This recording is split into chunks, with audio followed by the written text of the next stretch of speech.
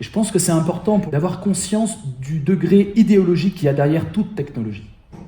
En l'occurrence, l'idéologie qui sous-tend la blockchain, ça s'appelle le libertarianisme.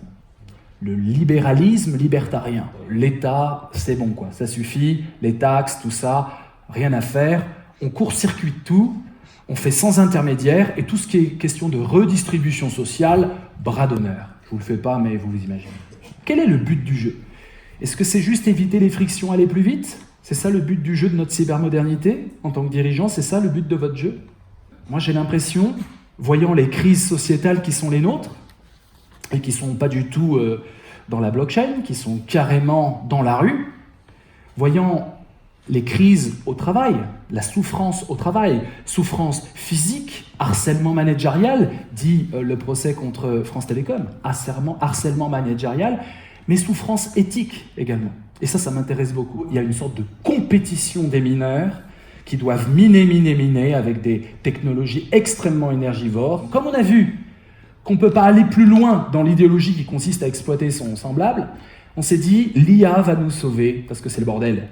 Elle va mettre le tri dans tout ça. La blockchain va nous sauver, parce qu'en fait, on n'arrive pas. Blockchain, pour moi, c'est juste une base de données.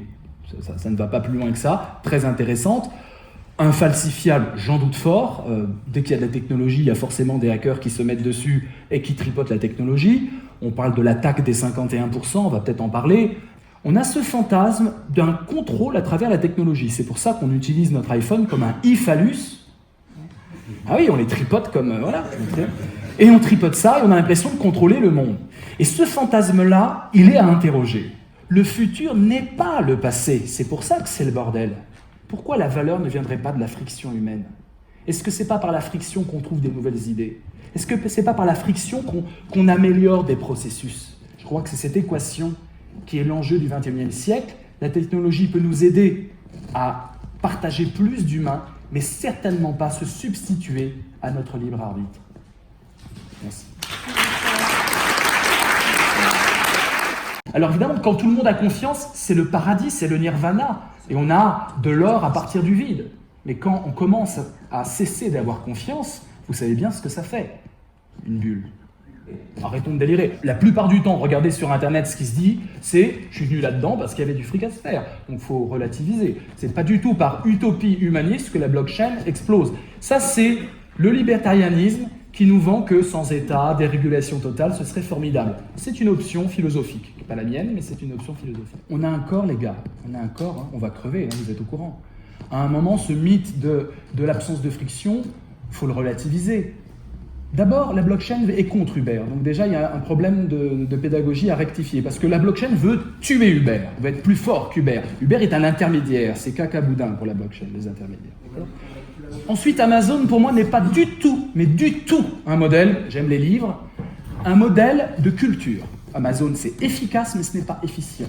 Humainement parlant, même au travail, je ne pense pas que ce soit un modèle valable qu'on puisse dire, regarde, ah si, d'un point de vue cynique et de pure rentabilité, formidable. Mais oui, mais il n'y a pas que ça dans la vie. Il n'y a pas que ça. Il y a aussi le rapport humain. Où sont les rapports humains quand vous robotisez vos collaborateurs? Ce fantasme, quand j'entends comme ça des évangélistes qui sont extrêmement brillants comme ça sur la forme, mais que socialement ça fait du dégât, ça fait des morts, c'est catastrophique. Et ça, cet impact sociétal, vous avez une crise là qui n'arrête pas de durer.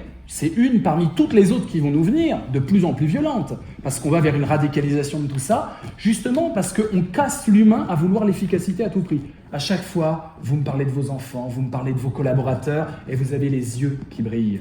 Et je pense que la cybermodernité, elle ne peut exister que si on fonde les marges de progrès, les leviers de compétition sur ça, sur cette valeur-là. Il ne faut pas avoir honte de l'humanisme qui est en vous, il faut au contraire en faire une force. Et la vraie question, me semble-t-il, c'est comment je fais de cette dimension humaine de travail avec l'autre dans un monde technologique où on a tendance à s'éloigner, ce que j'appelle l'intelligence connective, c'est-à-dire, bien sûr on est connecté, super connecté, c'est très important, mais attention, le but du jeu n'est pas ça, n'est pas la rentabilité, le but du jeu c'est plus d'humanité.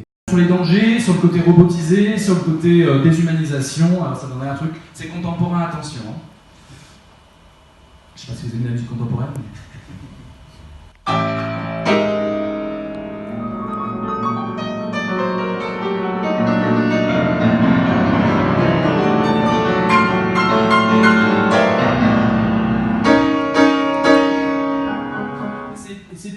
dans tout ça. Il y a de l'humain et des cachets.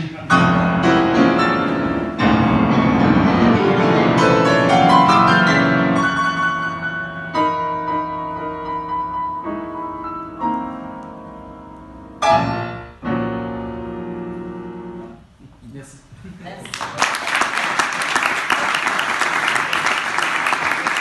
Merci. Alors, essayez de détecter l'humain et la machine dans tout ce que je vais faire. L'IA, la blockchain, je vais la jouer, la blockchain, vous devrez la sentir. D'accord ? C'est un test auditif.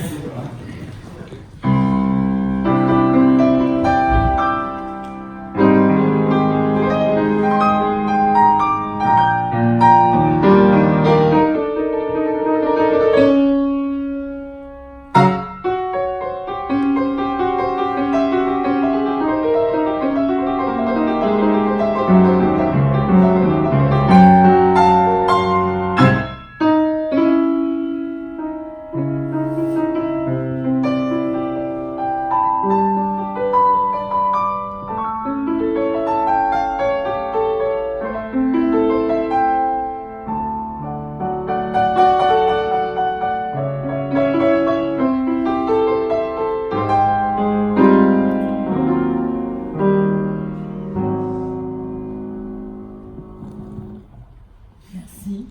Merci. Est-ce que quelqu'un voudrait confier un mot à Vincent ? La confiance. La confiance.